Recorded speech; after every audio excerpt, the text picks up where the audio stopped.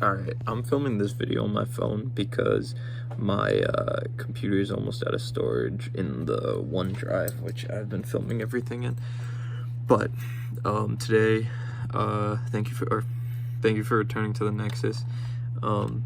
Today, I wanted to make an upload about Mental Crusade, and what that is going to be about is the idea of pacifism.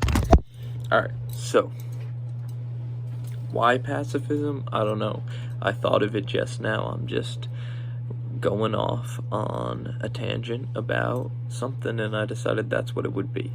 So, when it comes to pacifism, I would like to think of myself as one, a pacifist. I think that in many senses, the ideals and aspects of the concept are important and very effective at preserving humanity and life.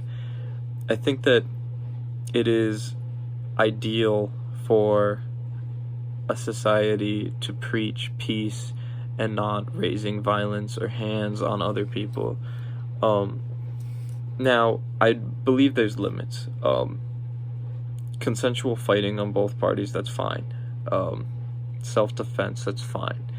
I don't mean extreme pacifism, but I've always felt that I've never had it in my jurisdiction to bring violence on another unprovoked, even if I feel like they deserve that violence. I know it's strange, and it's part of the I'll admit, I'm a vegetarian. I know a lot of people are not gonna like that, but I don't care if you eat meat or aren't a vegetarian or whatever. But it's my personal philosophy that if I were to eat meat, I would have to be willing to kill the animal that I am going to eat. And I would if it was necessary for my survival, even though that in some senses could be selfish if you consider all animals and humans to be equal, because then I am taking another life just to preserve my own. But, hey, you gotta be a little selfish to live and make it up in the world. It's kind of the sad truth. There are negative things that every person in some way must indulge upon if they want to get to certain areas and points in life. Now, negative being sort of a subjective word in that sense, but sometimes, I don't know, if you think about, especially politicians, sometimes they have very certain particular beliefs, but they don't completely abide into their party's beliefs, so they kind of perpetrate the idea that they have different beliefs to coincide with what the masses want in order to get themselves into a certain position. So they have to kind of change themselves in order to be, perceived in a certain sense. And why does this all have to do with pacifism? I don't really know. I don't know how I got there. But what I'm saying is, I just think that the greatest violence anyone really brings upon to someone is themselves. You are usually your greatest enemy with mental anguish and that sort of thing. You shouldn't really be concerned with the endeavors of others. The only thing you should be concerned about is if the opportunity is able and you feel inclined to help them with their endeavors. I feel like, it's not, in my opinion, it's not the greatest thing to think of others as less than you. What I'm trying to get at here is that it's not so much about pacifism, it's more about why I believe you should be, in many senses, a pacifist. Because I think that you should have pride in yourself and believe in yourself, but do not think of others as being lesser or better than you Never think that. I mean, just think of them as being individual and authentic. You know, everyone is authentic in their own way. Sure, people have tendencies, people have trends, but everyone is themselves, and you can even portray like, I take it to an extreme where I go into animals and other forms of life that are not human.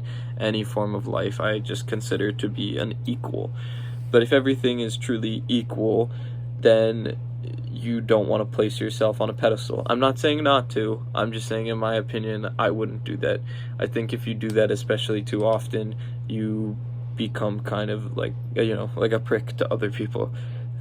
You don't want to seem like a big phallus walking around the street that everyone wants to steer clear of because they don't want to get pegged by you. It's just, that's how things are.